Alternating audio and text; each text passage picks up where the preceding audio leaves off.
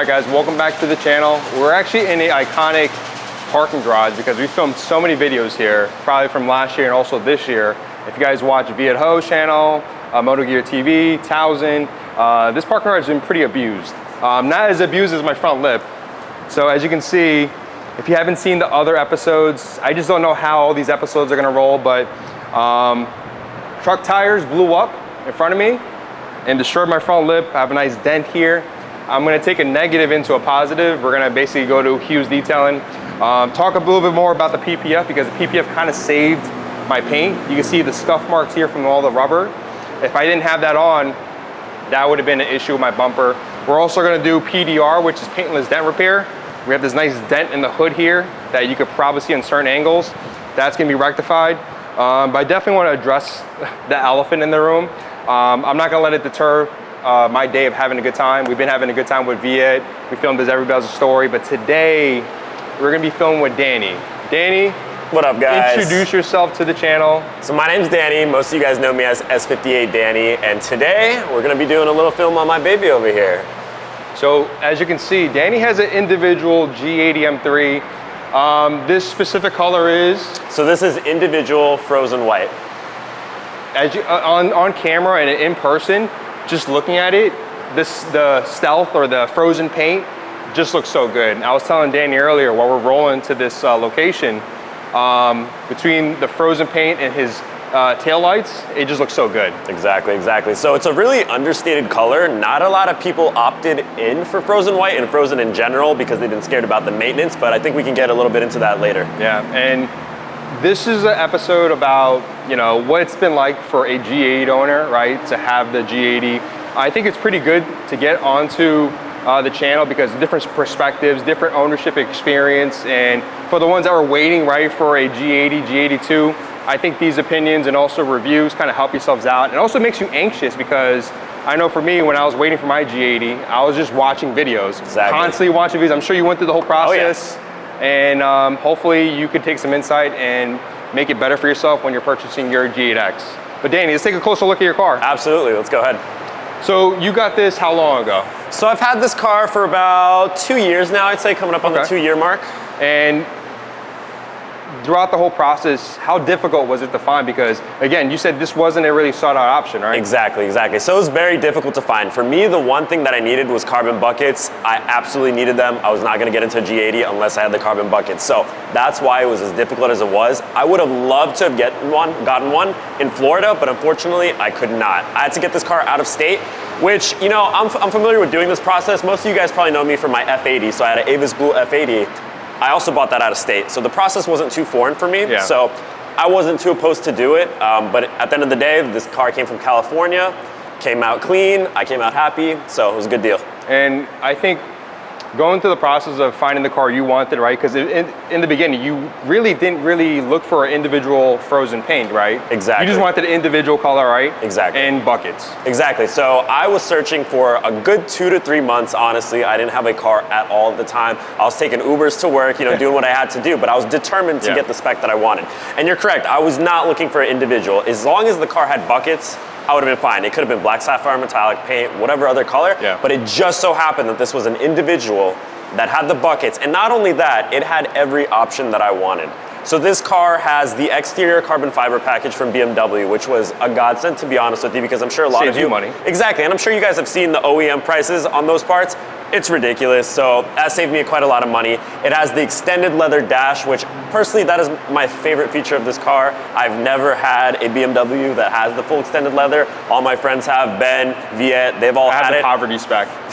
I don't have that. So it was my turn, you know, feel a luxurious side of life. But yeah, this car's beautiful, man. It came with laser headlights. It has the shadow line package. It's a must. Tell the people, like, if you're trying to find one used or speccing one out, please pay the $1,000 to find laser lights. It's well worth it. Just do it. It's not that much money at the end of the day, but it's such a big feature. It changes the front end completely. So one question I wanted to ask you, because you came from the F80, right? And if you guys haven't watched John Towson's video, we asked him how his ownership was like with the F82. What's the biggest difference becoming or coming from the F80 to the G80? So I'll say it like this, and I'm sure a lot of people will feel me on this. The F80 is like a chainsaw. It's brutal. That car can get sideways, that car can get crazy. Whereas the G80, in my opinion, it's like a surgical scalpel. You know, it is very precise. The first thing I noticed when I got in this car wasn't even the power, and don't get me wrong, S58 is amazing. But the steering input is so precise. Yeah. I feel like this is as close as you can get to a GT car in the BMW realm. Some people may not like that because people always say that this car feels, I guess you could say, muted, less raw, sure. right? But I can see that. But going to what you just said, how it just feels direct, I could definitely 100% understand that feeling, because when I drove my car, I'm like, wow, the turns are sharp. As I'm pitching it through, when I picked it up at the Performance Center, I was pitching it through turns. I'm like, this really is direct, right? But you also have the all-wheel drive, right? No, so I have the rear-wheel drive. Okay, rear-wheel drive, so I didn't know that. Exactly.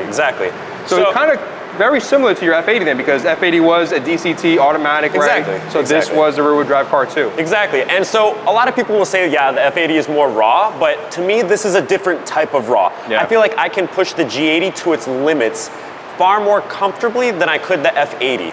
And in a sense, you know, taking it to a higher speed, hitting corners at a higher speed, higher angle, it's more raw to me in a sense. Whereas the F80, I was always a little timid, always a little scared to push it that extra bit, just because I know there's always that, you know, chance it could slide out on me, it could do something crazy. Correct. And then going into it, right? So what would you say would be the top 3 mods you would do, right? Or you would tell somebody to do?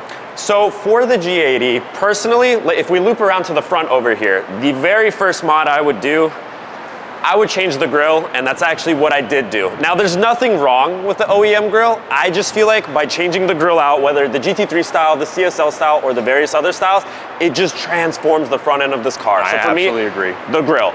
Next, obviously suspension. These cars look crazy as soon as you lower them. As soon as you get that stance perfect, it's a completely different animal. And then obviously I'm not there yet, but wheels, that would be my third option, but we're working on it. Hopefully this year, maybe I'll swap into something good, but yeah, wheels, grille, suspension. And those are the top 3 mods you see on a lot of different cars. I think I would definitely agree.